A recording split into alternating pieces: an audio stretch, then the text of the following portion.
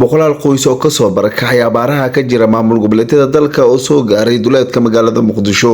Muddooyinka la soo dhaafay deegaano ka tirsan maamul goboleedyada dalka ayaa ka jiray abaaro xooggan oo saameyn ba'an ku yeeshay beeraleyda iyo sidoo kale xoolo dhaqatada oo ku dhaqan maamul goboleedyada. Caruur iyo dumar ayaa u badan barakacayaasha cusub waxaana halkaasi maalintii afraad oo xiriir ah ururka horumarinta jiilka Soomaaliyeed ee Doosyo oo ka qayb qaata ololaha barnaamijka afurinta dadka danta yar ee ku nool duleedka magaalada Muqdisho isagoona afrin u sameeyay dadka aanan awoodin inay helaan nolol maalmeedkoodii caadiga ah haba ugu badnaatee dadku ay saameysay abaaraha ka jira deegaanada maamul goboleedyada dalka ka jira.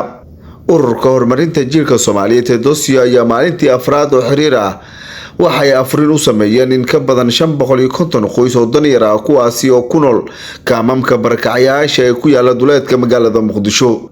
Afhayeenka ururka horumarinta jiilka Soomaaliyeed ee Doosyo Mudane Cabdiraxmaan Sayid Cali ayaa hogaaminayay barnaamijka afurinta bisha barakeysan ee Ramadaan.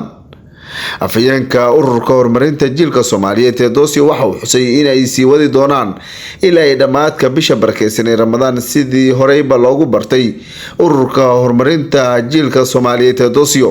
ururka Doosyo oo loogu bartay u gargaaridda dadka danta yar iyo sidoo kale dadka baahiyaha gaarka qaba ayaa sanadkan waxay u noqonaysaa sanadkii toddobaad oo xiriir ah oo ururka horumarinta jiilka Soomaaliyeed ee Doosyo u sameeya barnaamijka afurinta bisha barakeysan ee Ramadaan.